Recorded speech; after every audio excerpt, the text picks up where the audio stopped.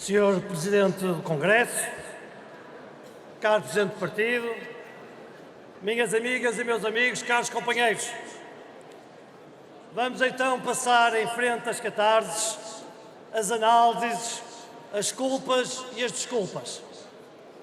Não vou sequer lamentar ou invocar sequer os tempos em que estive Ministro e a forma ignóbil como o atual Governo desrespeitou a vontade popular.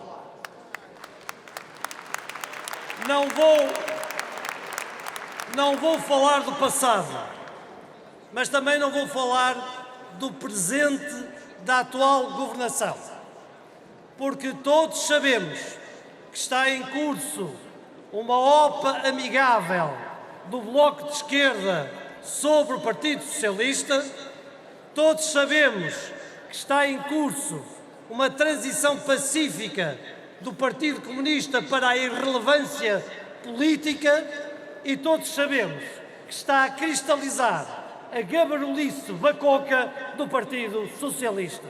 Não vale a pena falar deste presente. Mas também não vamos fazer o favor àqueles que nos querem mal de falar e questionar sobre a nossa identidade social-democrata. Há 5 anos fizemos a discussão mais ampla que houve de um programa do partido. Fizemos uma discussão que requalificou ou reconsiderou que a nossa posição do género social-democrata. Um partido reformista e um partido claramente de centro-esquerda. A prioridade à mobilidade social, a prioridade à defesa dos mais desfavorecidos e a justa dimensão da dimensão do Estado. Não um Estado que crie clientelas, não um Estado que crie promiscuidades, não um Estado que crie dependências, tudo o que o Partido Socialista deseja, mas que isso condiciona a liberdade individual, castra a livre iniciativa e não permite uma igualdade de oportunidades. Não é esse o Estado que nós desejamos, é outro Estado, o Estado que nós, como sociais-democratas e reformistas, sempre defendemos. E quem quiser fazer uma crítica séria, ao PSD, que leia primeiro o nosso programa, que veja o que está lá, porque nós não fizemos nem como o Partido Socialista, nem como o Bloco de Esquerda, nem como o Partido Comunista, nós não escondemos o nosso programa para vir a ser poder em Portugal. Mas vamos passar à frente, vamos ao que é de facto mais importante neste Congresso, o futuro do nosso partido e as próximas eleições. Olhando para o calendário, companheiros, as próximas eleições não são as legislativas. As próximas eleições são as eleições autárquicas. Vamos ser claros, a data das próximas eleições não depende das legislativas, não depende de nós, não depende da geringonça, não depende de António Costa, nem depende sequer do Presidente da República. Depende da capacidade ou da falta de capacidade que o Estado venha a ter para pagar salários. Como aconteceu em 2011, também não foi aí que nós escolhemos o calendário, foi a Troika que nos arriscamos a ter cá de novo se prosseguir a política que o Governo está a trilhar. E para que fique claro, eu sou daqueles que entende que o PSD deve sempre considerar o voto contra. Sempre. Não me venham com a história do interesse nacional. Parece que o interesse nacional só funciona às quintas-feiras e unicamente para o PSD.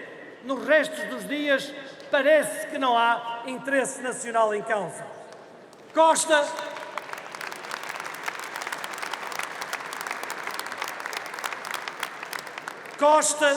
como disse o nosso Presidente ontem, tomou posse a garantir um governo estável, responsável, coerente e duradouro. Não parece, mas eu estou mesmo a citar as palavras de António Costa. Um governo estável, responsável, coerente e duradouro. Isto significa alguém que tem de defender o interesse nacional todos os dias da semana, mesmo às quintas-feiras, o dia do Conselho de Ministros, em que, como todos já temos constatado, o Bloco de Esquerda e o PC têm mais dificuldade em amparar o governo. Minhas amigas e meus amigos, as eleições autárquicas têm, por isso, de ser o tema principal deste Congresso. Por duas razões. A primeira é porque as eleições não se ganham nos 15 dias da campanha. Ganham-se 1 ou 2 anos antes. É agora que temos que escolher os nossos candidatos. É agora que temos que começar a trabalhar. A segunda razão é porque eu acredito profundamente que a forma como gerimos este processo autárquico diz muito do partido que somos e ainda mais sobre o partido que queremos ser. Não se trata apenas de ganhar ou perder eleições. Aliás, já vimos no passado que isso já não é suficiente. Trata-se, sobretudo, da forma como pensamos o partido e a própria gênese do PSD, o nosso gene. Nestes últimos anos, olhamos sempre para dentro da nossa casa numa lógica de 2 partidos. Um partido para o governo e outro para o poder local. Um partido de autarcas e outro para ministros ou putativos ministros. Uma espécie de Liga de Campeões e Liga Europa. Uma de primeira e outra de consolação. Isto é contra a nossa natureza. Os presidentes do partido explicam que as escolhas são das estruturas locais e, portanto, quase nada têm a ver com o assunto. Em vez de descentralização, isto é desculpabilização. Foi assim nos últimos anos com diferentes partidos, com diferentes líderes, e isto é também profundamente contra a nossa natureza. No PSD, quem quer ser barão, isto para usar uma carinhosa expressão sempre recorrente nos nossos congressos, quem quer ser barão vai a votos.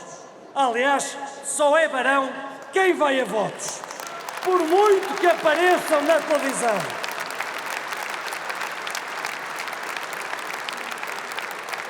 Em linguagem militar, peço desculpa, mas ainda não perdi esse vício, em linguagem militar não se passa de praça a general sem antes mostrar o seu valor. E os autarcas são os verdadeiros generais do nosso partido.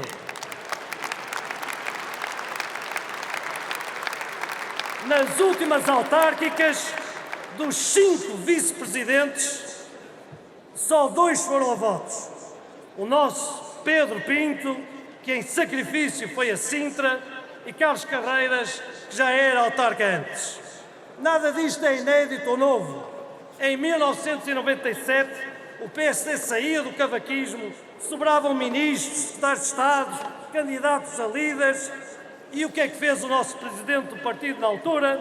Exigiu que todos fossem candidatos. Todos!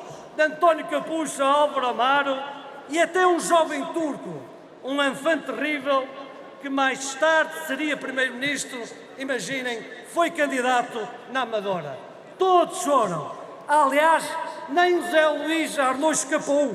Foi candidato a uma Câmara Municipal em Mértola. O resultado não foi espetacular, é certo, mas não foi por causa disso que lhe caíram os parentes na lama. Todos foram a jogo. Todos foram a votos.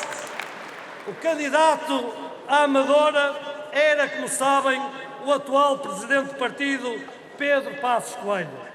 E o presidente do partido era, como sabem, o atual presidente da República, Marcelo Rebelo de Sousa. Dada esta especial convergência, esta estratégia seguramente só pode ser boa. Caras amigas, caros amigos, caros barões, aspirantes a barões, candidatos a candidatos, enfants terribles, ausentes deste Congresso, sigam as ancestrais tradições, gostando ou não gostando do nosso presidente do partido, têm de ir a votos, como nos casamentos, ou vão a votos ou calem-se para sempre. Isto sim é ser social-democrata. Isto sim é ser social-democrata. E deixem-me concretizar mais um bocadinho. Deixem-me concretizar mais um bocadinho. Estou a terminar, Sr. Presidente. O partido tem quadros, tem figuras e não se pode dar ao luxo de, nestas circunstâncias, desperdiçar nomes. Nem pode ter cargos que isentem alguém de ir a votos nestas autárquicas. Não podemos desperdiçar nome algum. Nuno Moraes Sarmento, Teresa Leal Coelho, Maria Luísa Albuquerque, Luís Montenegro, Teresa Moraes, Paula Teixeira da Cruz, Matos Correia, todos esses militantes que preenchem o espaço público com grande visibilidade, podem e devem ir e ser candidatos. A grande riqueza do nosso partido é essa. A questão delicada que se coloca é quem é que vamos ter candidato à Amadora. Quem é que 20 anos depois vai ser também candidato à Amadora. Nesse sentido, os enfants terríveis que venham falar a seguir, e creio que vêm falar a seguir a mim, espero ouvi-los neste púlpito dizer se aceitam ou não aceitam este desafio. E não estou a ser irónico. Já em 1997, o mais terrível dos enfants terríveis foi Pedro Santana Lopes, também por força das circunstâncias e contrariado, fez-se autarca na Figueira da Foz. E que grande autarca acabou por ser. Mais direto ainda, alguém tem dúvidas que José Eduardo Martins é um grande candidato à nossa Câmara Municipal de Lisboa? Alguém tem dúvidas que o Pedro Duarte é um grande candidato à Câmara Municipal do Porto? Eu não tenho dúvidas algumas. E deixem-me dizer que eu próprio já fui desafiado antes deste Congresso para ser candidato e aceitei. Já fui 2 vezes candidato, como sabem, à Assembleia Municipal do Porto, e já que estamos numa política de afetos, pelas raízes que me ligam desde pequeno e em todos os momentos da minha vida a Guimarães, por aquilo que Guimarães significa nas minhas raízes familiares e de todos os momentos, casei lá, casei uma filha lá, batizei os meus 5 filhos lá, pois eu aceitei o convite que me foi feito para ser candidato à Assembleia Municipal em Guimarães, para ajudar o André Coelho Lima a ser o próximo Presidente da Câmara de Guimarães.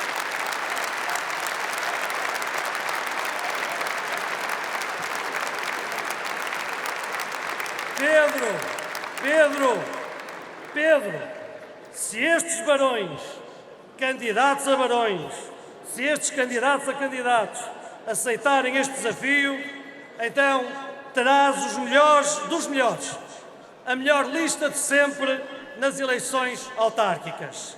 É este o nosso desafio. E se entretanto, caros companheiros, houver eleições antecipadas para a Assembleia da República, renovo aqui o que disse no Congresso de Carcavelos, depois de ter perdido as eleições diretas, e nunca se sabe se eu não voltarei a ser também candidato em diretas ao partido, eu renovo aqui o que disse na altura. Compete ao partido, Pedro, trabalhar para que tu venhas a ser o próximo Primeiro-Ministro de Portugal novamente. Disse: viva o PSD!